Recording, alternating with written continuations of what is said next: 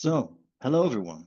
Welcome to today's webinar organized by Scompler and Presspage. Nice to see you all. So many attendees are already here and it's 11 a.m. And like we said, we're going to start right now talking about this very interesting and contemporary topic, I guess, crisis versus issue, why communicators can't afford to be careless. We're going to dive right into this topic.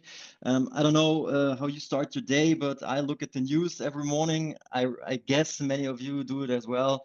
And I immediately shut down the news page again because it's all about Trump and Putin and Gaza and crime.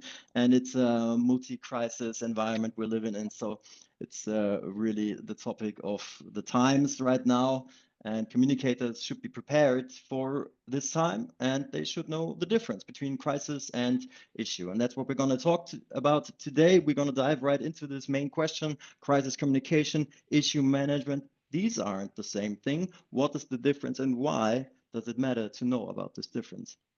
And we're going to dive into the issue management and the crisis communication with examples, types, typifications, as well as best practices so that you can have tips, hints, and guidance for these areas in communication.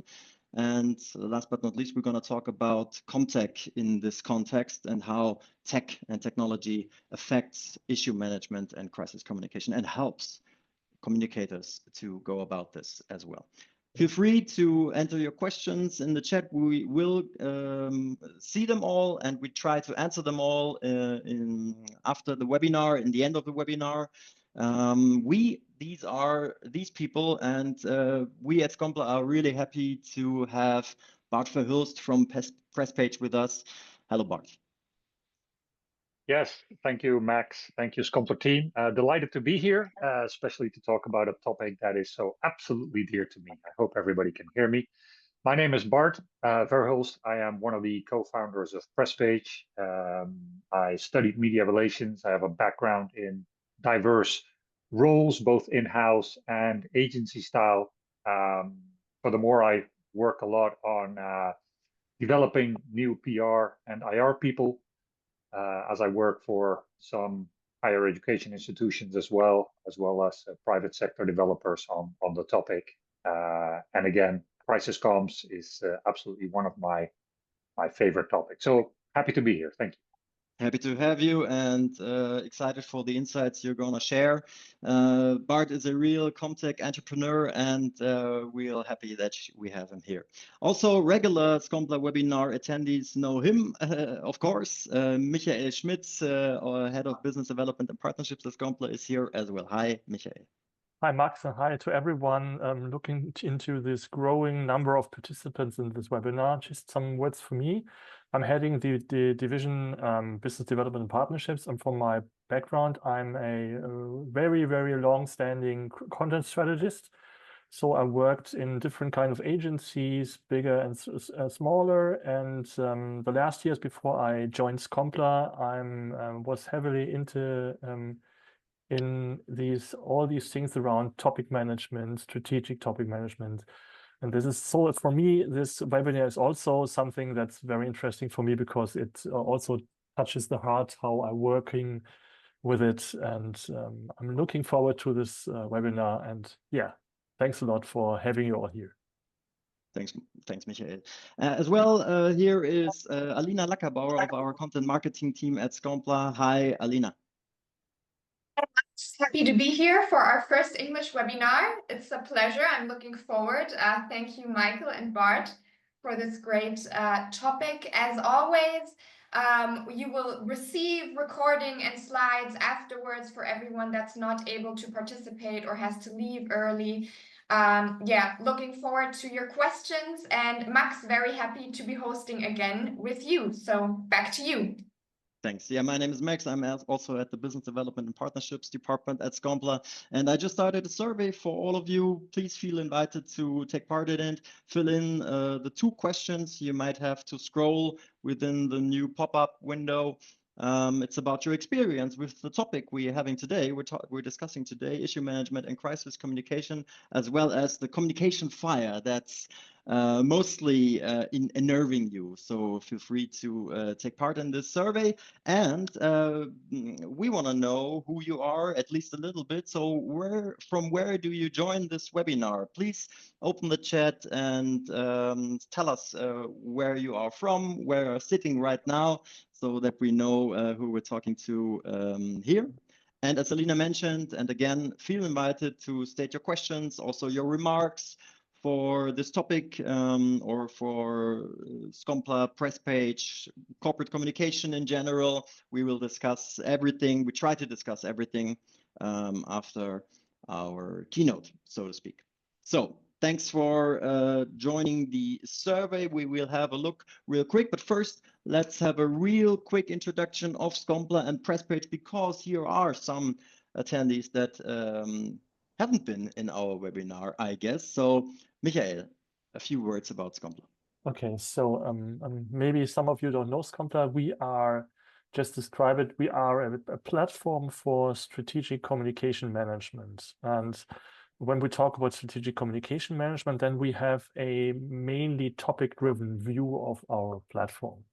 That means we mostly think about how we can manage topics instead of filling the channels.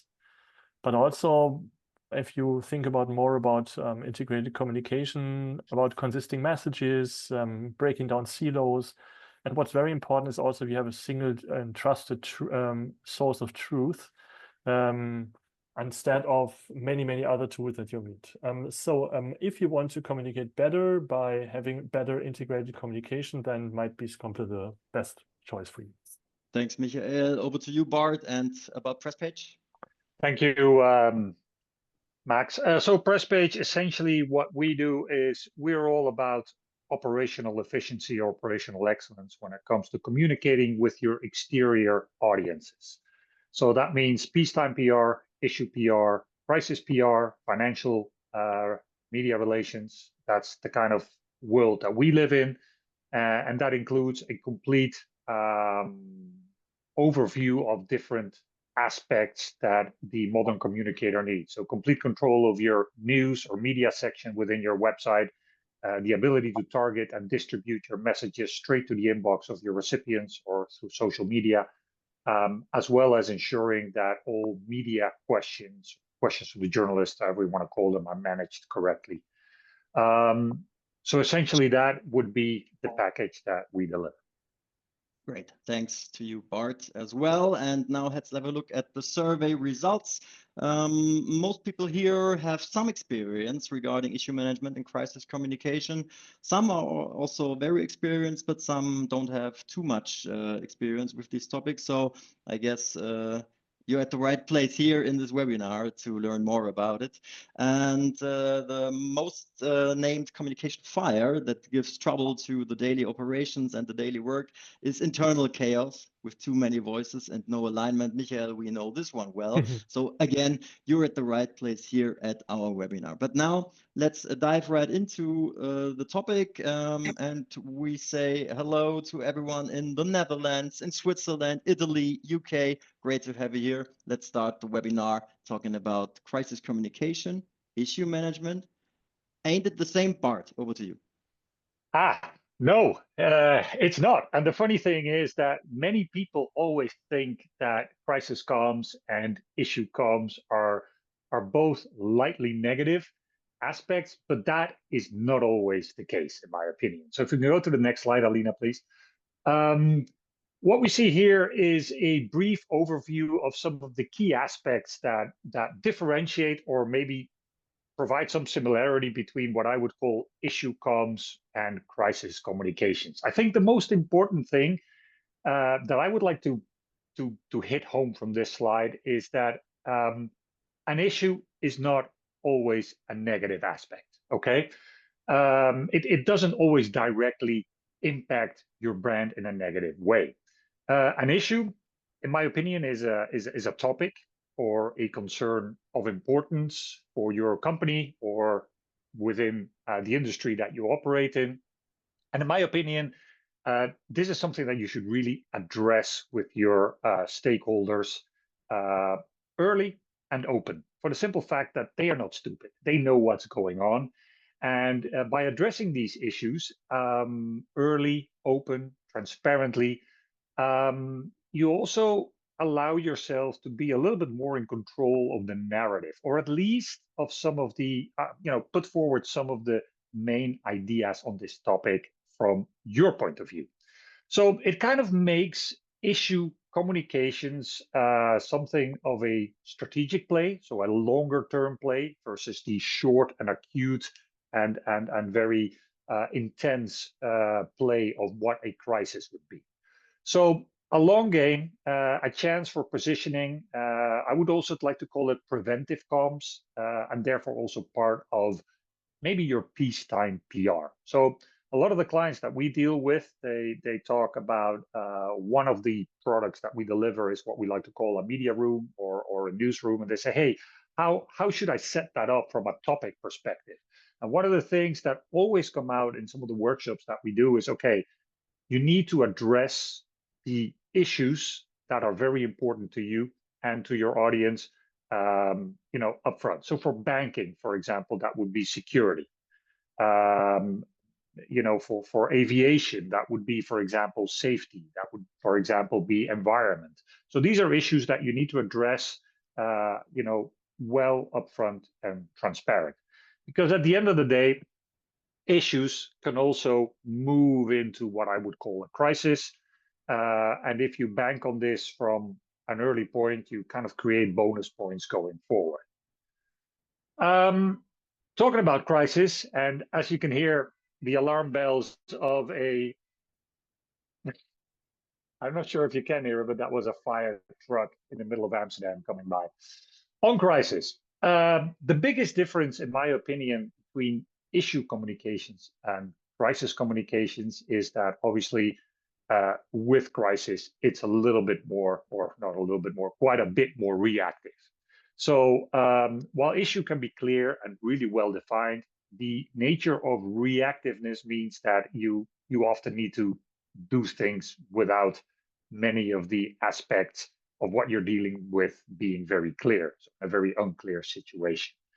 And I think we all know what this means, so I will keep this very short. But the most important thing to say on the crisis comms aspect is, well, for many people, it is obvious that an issue can kind of flow into a crisis. I also think it's important to understand that a crisis can also flow into a longer term issue.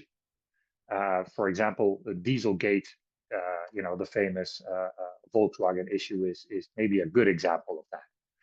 And this also means that tooling from that perspective is different for both aspects. Anything that has to do with issue management, I would say the tools are content metrics, listening, kind of the long game, and everything that has to do with crisis is more tooling that can really help in the acute support of the situation you're dealing with. So to make sure that you're operationally lean and mean. I think that kind of concludes what I'd like to say about the main difference. Thanks, Bart. And I've seen that the two things are used similar issue management, crisis communication, even in papers and reports.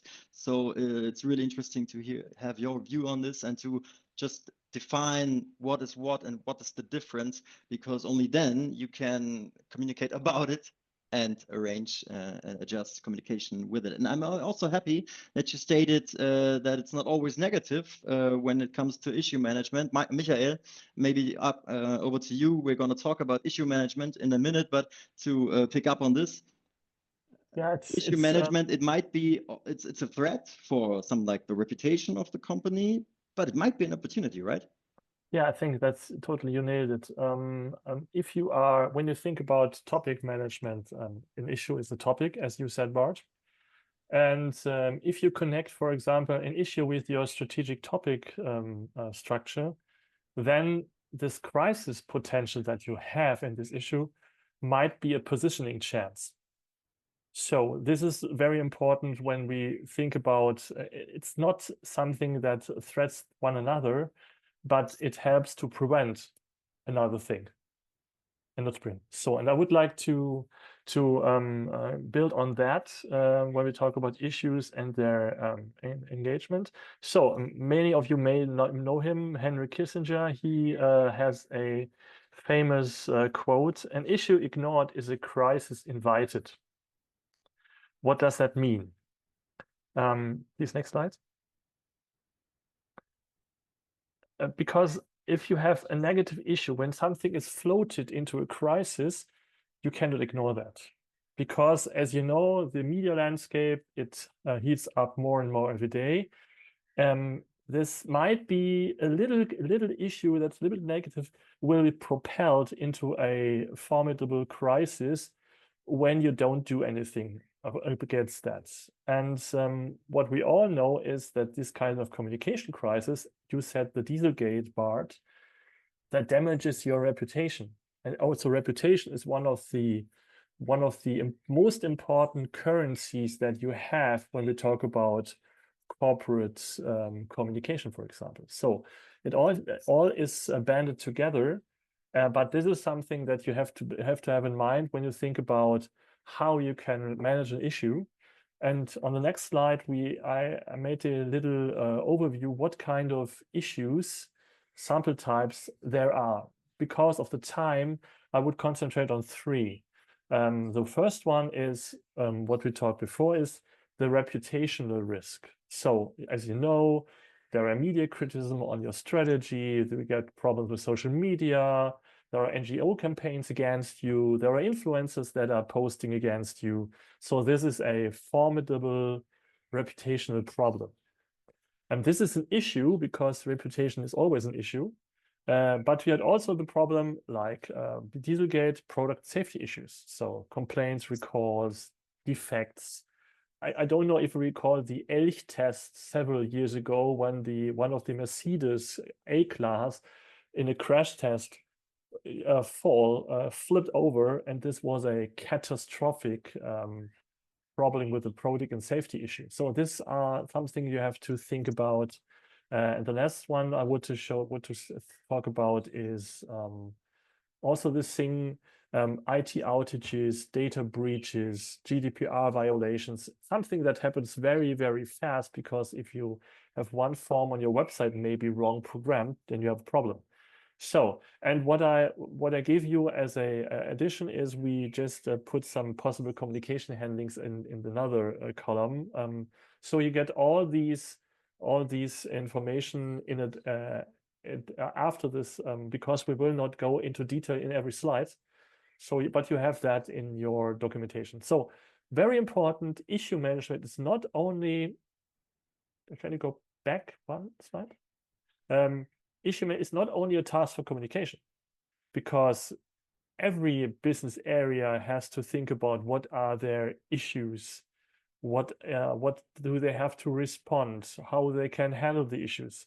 So just something, it's corporate communication, it's HR, it's compliance, it's legal, it's public affairs. All these have their specific kind of tackles, how they are approaching the issues, as also the crisis thing.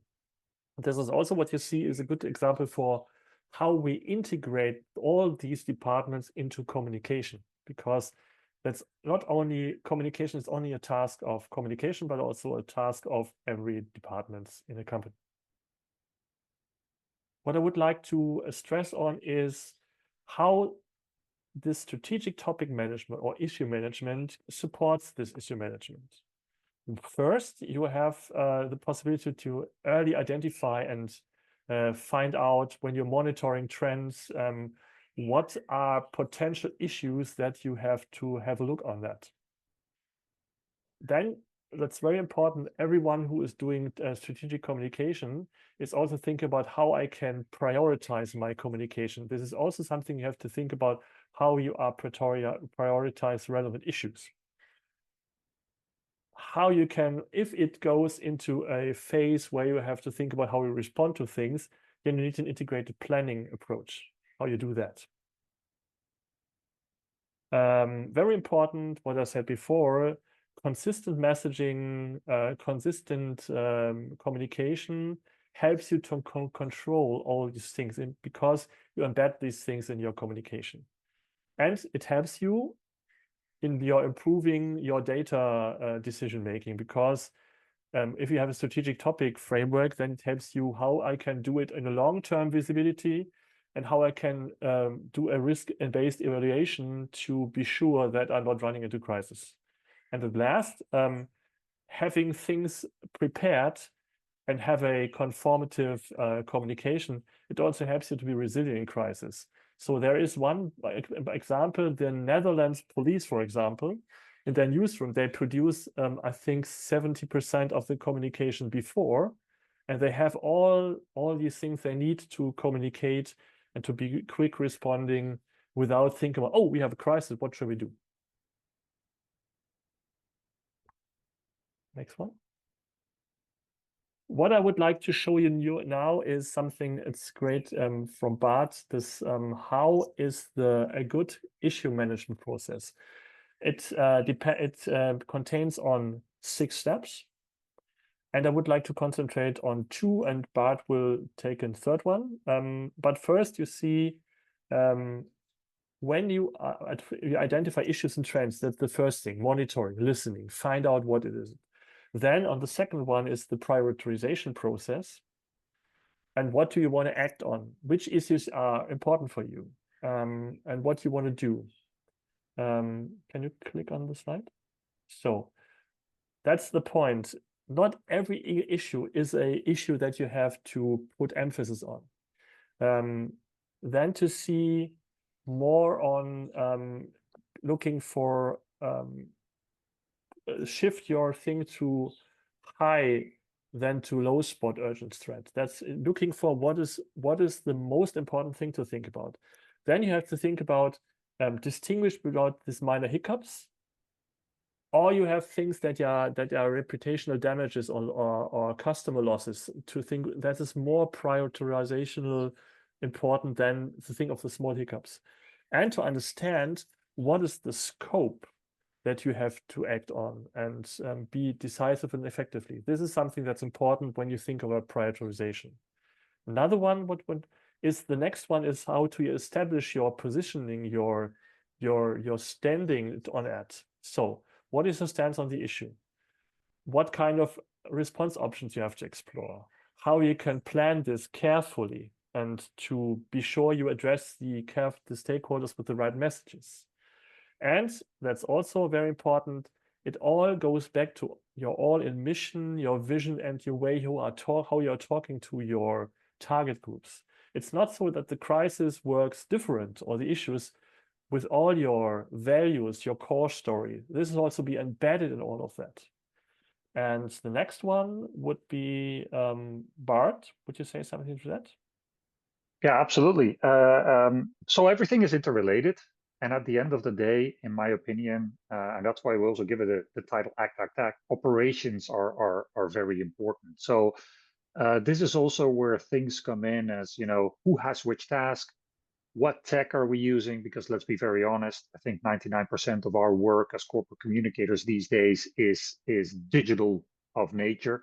So that becomes very important as well. But the execution of the plan is as strong as the weakest link. So that means that you need to have a good plan, but you also need to implement that plan with the right resources underneath it. It also means that you need to encourage your team to understand what message, what narrative we're trying to convey, and make sure that we reflect and we adapt on it. So one of the first things that Michael showed in step number 1 is that we always need to monitor, what are we seeing? That monitoring is something we need to do continuously, because we need to see, okay, is our narrative, is our point of view, is that making an impact, yes or no? And if not, we need to be able to reflect, adapt, and then obviously share our learnings and adapt those learnings as well. And last but not least is, as an organization, issue comms is not something that just resides with the corporate communications team. However, the responsibility is ours. So it means we also need to educate other departments, other people within our organization on exactly what our narrative is, and based on what the actual issue is and what are the topics that live within the audience that we are trying to appeal to. So it's really important as well that there is a little bit of an internal coordination in this matter. Thank you. Great.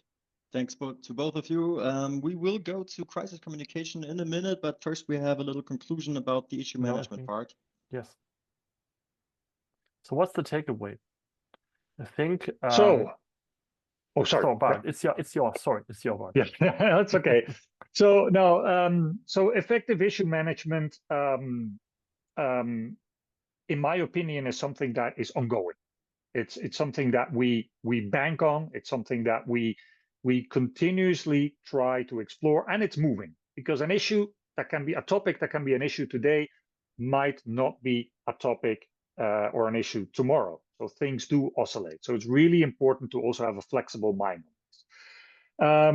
Point number 2, I think, is really, really important. All has to do about being proactive, being prepared, and understanding who's accountable for what. And to be honest, with issue communications, we have the time on our side, because it's not something that we need to do on day one. So these are things that you can slowly implement into the organization until people really understand where their position is. However, remember point number 1, it can be flexible over time. And in my opinion, and in the opinion of many people that we talk to,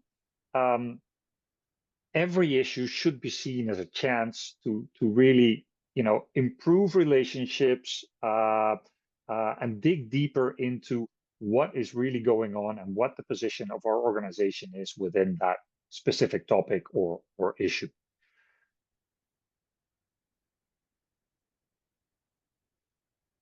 We reach the 4 types of crisis, and this is where usually when I talk about crisis communications with a lot of our clients, this is where people kind of sit up a little more straight. And I'll be very honest. I used to be in media relations, and I would say that the DNA of the PR professional is kind of geared towards a crisis. We all want to have one good crisis in our career, because it's the moment we kind of live for, in a way. And it's not so much a question if a crisis is going to hit your organization, but more when.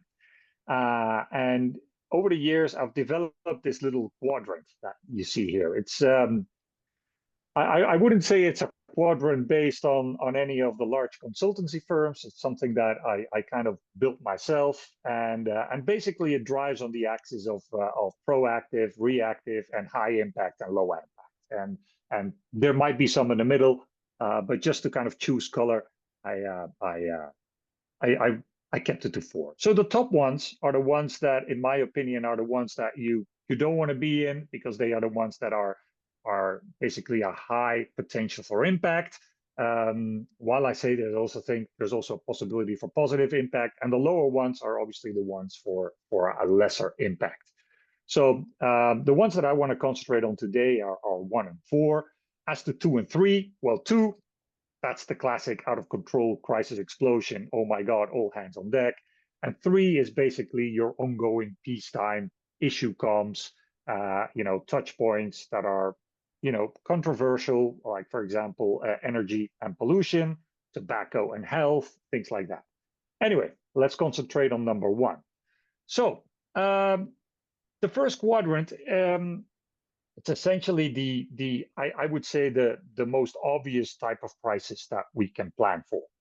It's the ones that are probably naturally linked to the business that we're in, and they have a direct relationship with what they like to call your license to operate. So in essence, we could say that anything in category 1 falls under the kind of the pre-management kind of list of issues that we can foresee. Online brokerage or bank, they have an issue on maybe security, and the crisis could be obviously the digital breach, stolen assets, stolen cryptos, that kind of thing. In aviation, the issue might be safety and the precautions that you're taking for safety, but the crisis could, for example, be the actual, and God forbid, accident with a plane. And for food and beverage, it would be health, for example, and the actual crisis could obviously be the poisoning, recalling of a product. So that's a little bit, that area number one. For this, I would say you have scenarios in place, you have things like scorecards, you have escalation levels, and you also have what most of us, work on, because basically it's all about scenario planning. It's predetermined narratives. So, and pre-approved statements usually go along with that, including, any supporting material that you might have. You need to have these C-suite briefings already made and ready to go. They need to be updated on a continuous basis with the latest developments, obviously. And you need to know who are, for example, your company experts, and preferably media trained, that you can bring forward in case of a crisis. Or in this case, a more reactive issue comes situation. If we go to quadrant number 4, these are kind of our low impact reactive. So these are kind of the small burning fires that don't jump out, but have a potential to jump out. So if we don't do anything about them, that might spiral out of control, I would say. But we don't need to react full force on them yet. Hell, it might even be the case that if we react full force on them, they might spiral out of control because we ourselves are putting fuel on the fire. So what are we talking about in this quarter? We're talking about rumors, maybe even unfounded. We're talking about complaints, could be internal employee complaints, could be external complaints. We're talking about maybe social media allegations, essentially things that I would say have already kind of gone wrong, and we will try to mitigate as best as possible without making a big fuss out of it. So the type of, I would say, things that we have at our disposal here would be things like a statement, a reactive statement to a media outlet. It could even go as far as, this is maybe a heavier tool, a public acknowledgement of something we have done wrong, but should always be accompanied with obviously an improvement process and a pledge that this will not happen again. So these are the kind of things that we look at in this quadrant. Thank you, Max. Thank you, Bart. Very interesting insights about the types of crisis. The 4 types we talked about in detail, about 2 crises. Everyone will get the recording and everyone will get the presentation. And if you want to dive deeper into these topics, check out Scompler or presspage.com. Obviously, we have the information for you. Let's talk about the tech effect now in the context of issue management and crisis communication.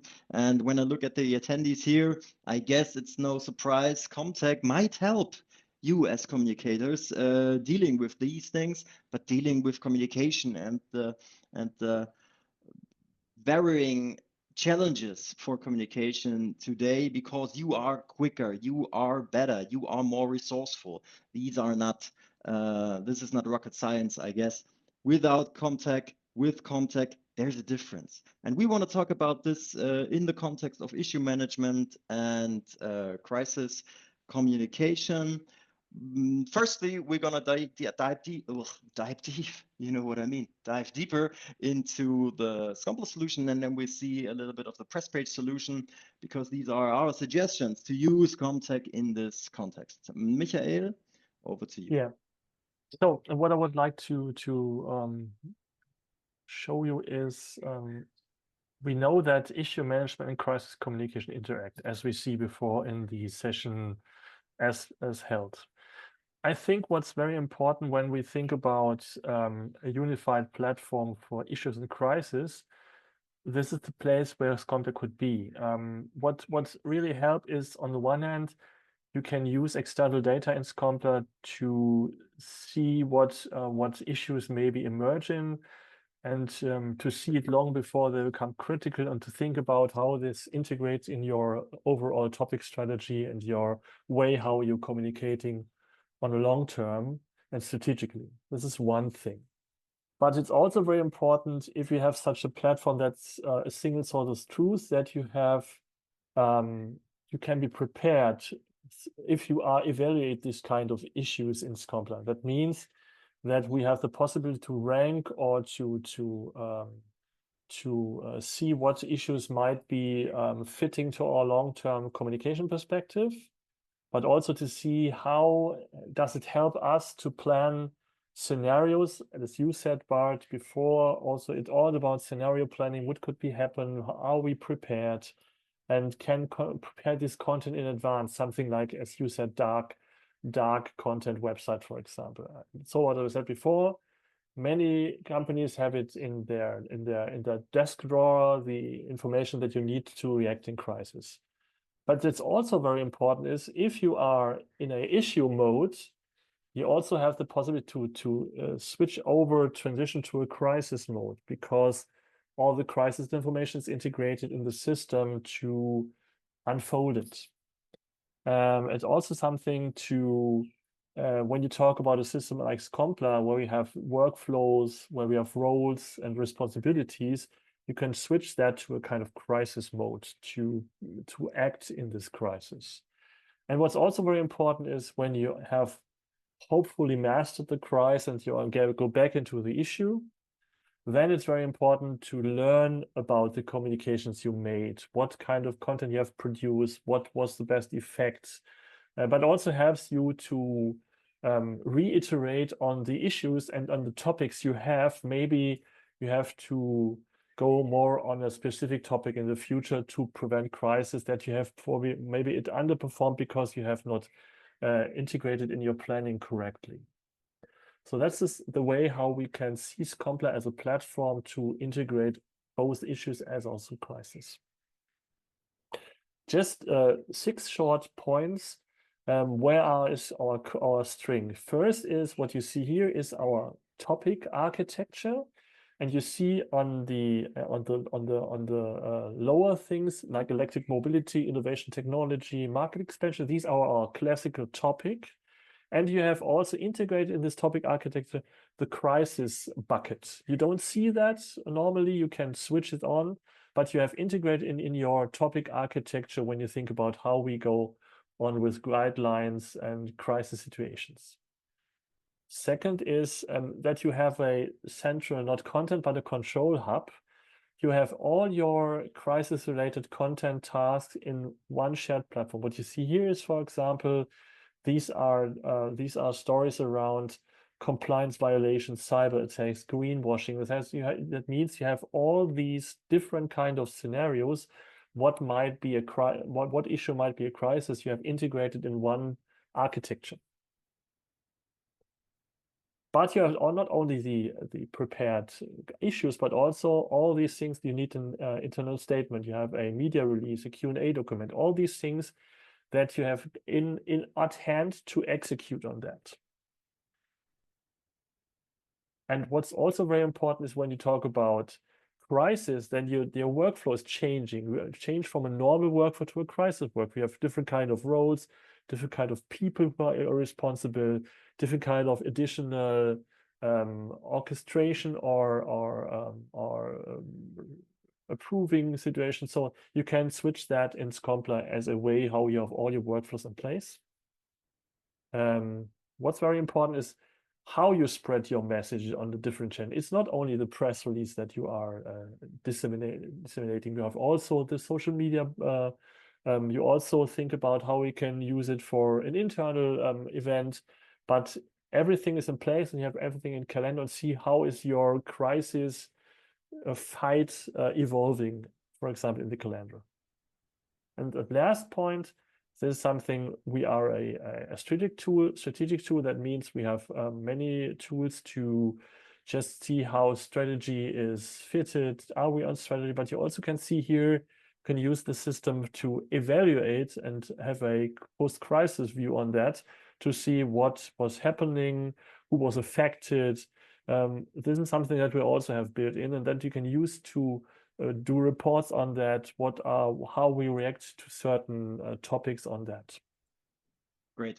Thanks, Michael. And I guess the 6 steps for great issue management are visible in this presentation, I guess. Over to you, Bart, and let's have a look at Presspage in this context of how does Comtech help with issue management and especially crisis communication. So yeah, I found it very interesting what Michael had to say, because he's talking about a single source of truth. Somewhere where everybody within an organization, can find their tasks and can kind of see what they need to do in certain situations, peacetime, issue, crisis. I think the biggest problem that, from a tech perspective, that we see, or that we have seen over the years, is that a lot of corporate communications teams have to work with different sets of standalone tooling, and that makes maybe peacetime PR a little bit frustrating to execute, but doable. But it certainly plays a role when the fire heats up, and when we come into a situation where we need to act a lot faster than we usually do. And what we have seen is that internal alignment and operational excellence to get the message out, to get updates out, that becomes a lot more of a difficult thing to do because of the involvement of many different teams within an organization to do so. So the room of error and the room for, or at least the incapacity to act accordingly and quickly, is kind of under pressure. So we go to the next slide. We usually see that a lot of corporate communications teams, they use 7 to 10 different types of tools to get the word out. So for external comms, and usually they've built their own ways of working from different, I would say, office suite tools to kind of do the job. And we feel that they are not purposely designed for that. So if we go all the way to the left, I think one of the modules that we launched a while ago is something called media inquiries. That also includes prepared statements. In the case of a crisis, and obviously from a tech perspective, we at Presspage, we see a crisis completely different. For us, a real crisis is when lives are at stake. So we work with a lot of aviation companies. We work with a lot of food and beverage companies, so retail companies. When they have a real crisis and lives are at stake, they notice that the amount of incoming media inquiries jumps to a level that if everything comes into your inbox on an Outlook system, it's going to be difficult to manage that from one single point of view. So you need to be able to have an overview where you can prioritize and where you can see exactly which questions came in and which have been responded accordingly, and also make sure that everybody stays on narrative and be able to measure that. So that's something that we see that media inquiries really helps with. The other thing has to do with, for example, dark sites, holding statements. So these are aspects from a tech point of view that you need to have ready within your organization to be launched at any given moment. It's no use that when a crisis hits or something happens that you say, oh my God, we need to set up a separate website or a part on our website. Let me call the web team. Let me get that rolling. You're a little bit too late for that. So holding statements, separate dark sites, so real crisis comms hubs, externally facing, those are the type of things that really mean a lot for a communications team in situations like that. Finally, we also have something like emergency redirects and auto scaling. You'd be surprised about real crisis scenarios, and we've had the experience to be involved in a couple of them, actually have a very detrimental effect on the website of our clients, because a lot of people are trying to find out what's going on. They go to the website of our clients, they get so many website calls that actually the website begins to fail because the amount of traffic that comes. So auto scaling, emergency redirects, things that hopefully you'll never need to use. It's good to have that in the back pocket for when the day comes that you do need to use. So those are my small little tips. Well, it's not so small. It's really essential, I guess. So thanks, Bart. And thanks to both of you for your insights about these topics, issue management, crisis communication. I guess now everyone knows about the difference and hopefully understands why it's important to know the difference. And we gave some guidance regarding these topics. And now it's up to you to hit us with your questions. Feel free to use the chat to give your questions or also remarks regarding these topics. We, in a minute, have a final survey for you, so feel free to participate and make these last minutes of this webinar a collaborative endeavorment. Alina, we have a question in the chat already, right? Yes, exactly. One very interesting question concerning the 6 steps of issue management that Michael and Bart, you talked about. You talked about, identifying the issues, then prioritizing, acting, planning, also monitoring the issue. In your opinion, because you do have a lot of experience with different customers and the market itself, Alisa is asking, which step is the most problematic or like most challenging for communicators based on your experience, and why would you say that certain step is so challenging? Maybe Bart, you want to start? Sure. I'm not sure it's the most difficult one to manage, but it's an interesting one. So it has to do with the monitoring, and it has to do with getting a sense of what's going on. Usually, or at many organizations, monitoring tools are actually bought by the marketing department. And there's a little bit of a friction here when the PR, media relations, corporate communication teams need access to this. That sometimes it's difficult to get access to the right searches or the right I would get information, because the actual monitoring system has actually been bought by a different department. It should not be a problem, but it often is a problem that many of the people that I speak are confronted with. They say, well, they bought it and we don't have licenses, or it's difficult to get us on licenses. And when we ask them to do something, we don't get the full package that we want. So they're not in control. Interesting aspect, because I feel like that could be a problem between marketing and corporate communications, not only concerning issue management, but maybe collaboration in total also. Good point. Yeah, turf war is a difficult one. Also, PR and social and blah blah blah. It sometimes is an issue. Yeah.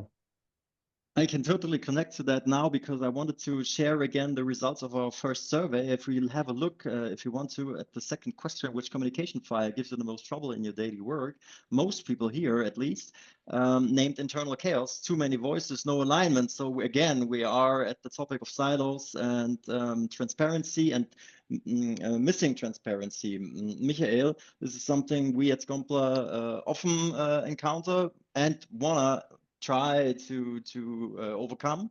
Maybe you could speak to this, because I guess this is, yeah, at least you could try to avoid internal chaos, right?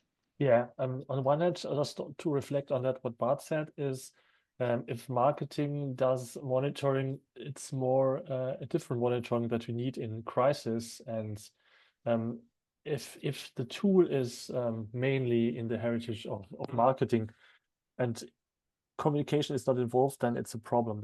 That's right.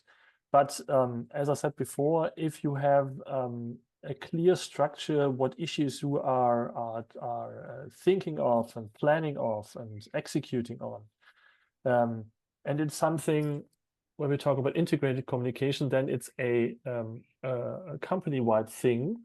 It's sometimes a little bit difficult, because some departments are not thinking in topics, but they're thinking in campaigns or in products or in posts on channels. So it's the problem. It's a little bit earlier to solve, because if you want to have a transparency, you have to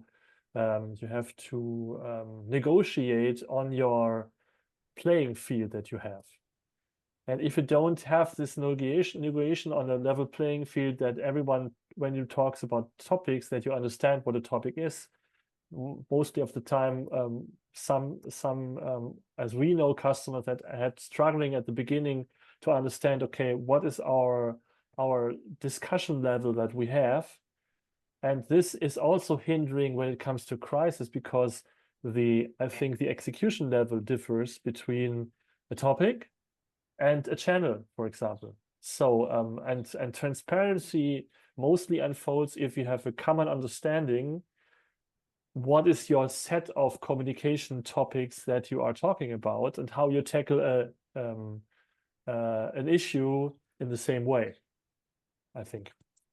Yeah, let me add to this, or let me ask a follow-up question regarding the cross-functional nature of working on a crisis. Let me just start the last survey for everyone to participate. Feel free to fill in this last survey.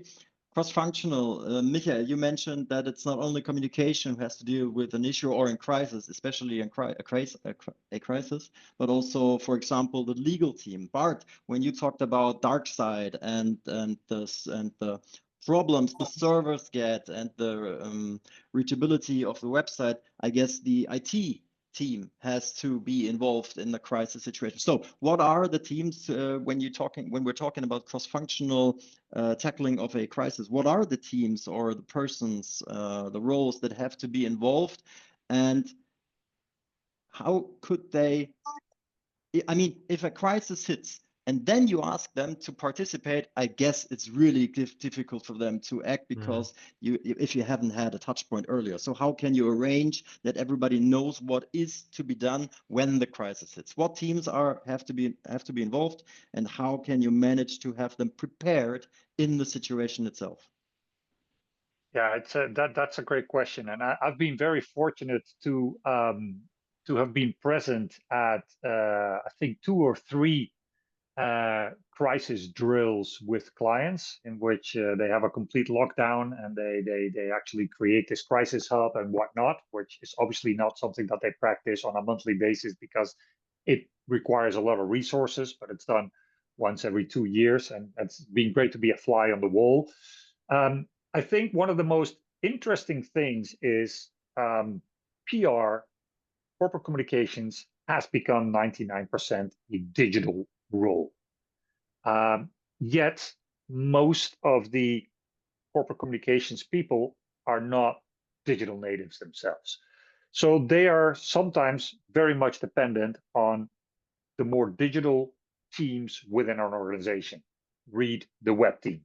Now, corporate communications and web team people are from Venus and from Mars. They do not align. So when the urgency is there for corporate comms to do something, that urgency is often not felt with other teams because they're not in the thick of it. They are obviously ultimately not responsible for the outcome of a crisis.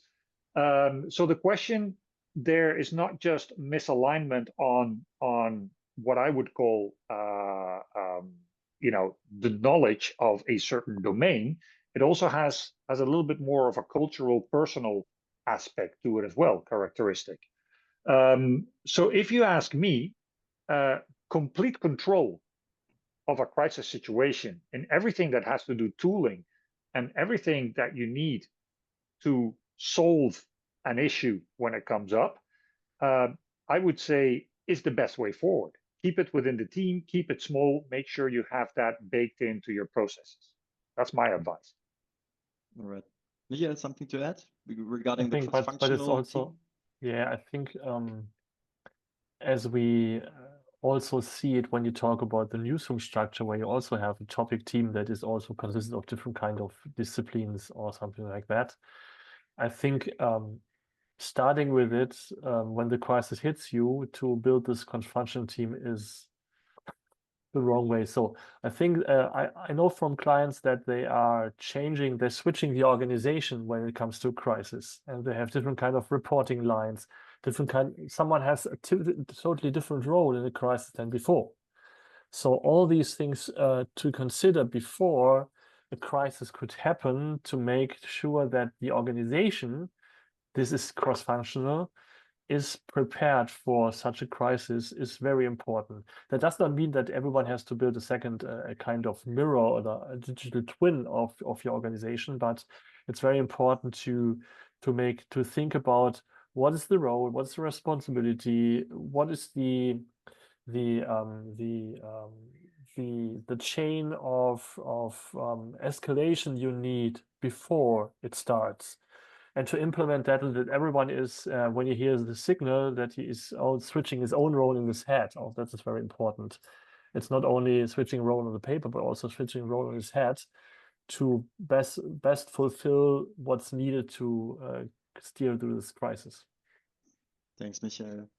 Since we're reaching noon and I hear a lot of tummy rumbling from our attendees, I sense that at least we will come to an end of this webinar, but maybe one last question for the both of you, because in the preparation for this webinar, I always thought back to the times of my journalistic endeavors and the breaking news situations, which might be similar to crisis communication. You have to think fast, you have to act fast, you have to switch roles. And to be honest, these roles haven't been defined before the first crisis for the team. You have to live the first crisis, or at least in where I worked, we had to live through the first crisis to have a sense what we have to do. I guess this might be the way for many communicators, but also guessing it shouldn't be, because then you aren't prepared. We're talking about preparation here. But do you guys sense that there's a reluctance doing the prep work, doing a simulation, for example? And Bart, you mentioned these has to do with resources. Obviously, you have to make an effort to be prepared for the crisis situation. And isn't it, as in many areas of the humankind, so to speak, that if it's far away or in your mind far away and you haven't experienced it, in our context, a crisis, then we do it tomorrow. And you only are prepared when you have lived the crisis. But this might be short-sighted, no? Mm-hmm. Yeah. What I notice is that there's two aspects to this. So first of all, preparation can be essentially on paper, so more strategic, and that comes down to understanding the topics at stake, but also understanding, and you can do this with scenario planning and other things, what are the most likely crises to hit us and what would be our response. So basically, tabling that, making sure that you have clear narratives and making sure that you understand what it's at. So that is one of the preparations. And I think every person that calls himself a serious corporate communications professional should do that for their organization, period. No matter what type of business you're in. And maybe a crisis will not fully hit, but there will always be issues and you need to be aware, okay, what are the weak points for us? The second part is obviously the operational side of this. Okay, when something happens, or if we want to do peacetime issue comms, how do we implement that? So those are the two things that I think. So the theory on the one side and the practicality on the other one, I think it is important to dive deep into this. And I also understand that for certain organizations, a live, how do you call that, exercise is maybe not as important as for other type of industries. But it absolutely is the case that once you go through a drill like that, there are things that will come up and that will need realignment. Great. Yes, I would like to add something. What we have integrated in our platform, it's called the topic score. That means we have a score where you have 12 questions. One could be, is there any crisis potential for the topic? So thinking about it in advance by using data to understand, is there something that we have to, well, what we know in advance that could be a crisis? Not every crisis you can foresee, but most of the crises, when you look in your topics, in your branch, in your industry, will be foreseeable or preparable. So I think this is something, even when it's on paper or it's in a platform like ours, but to have the thought, the thinking when you are doing your yearly topic planning process, what are your strategic topics? What of these topics, looking into the actual situation, what happens outside, in the market, in the world, politically, and all these stuff can be baked into how you are understanding your topics that you are planning to communicate on. I think this is something that might help also thinking about that, what could be crisis potential, and prepare for that. Thank you very much, Michael. I feel like that's a very important point, just planning, identifying, prioritizing, and I think you made that very clear in your presentation. Thank you, Michael. Thank you, Bart. I think everyone in the room now understands why communicators cannot afford to be careless concerning issue management and crisis communication. So thank you very much for all your insights, for all the work. Max, thank you for hosting. And everyone that attended, thank you very much for being here, and hope to hear from everyone very soon on crisis and issue, or maybe on other topics. Thanks a lot. everyone. Thank you very much. Bye. Bye-bye. Bye.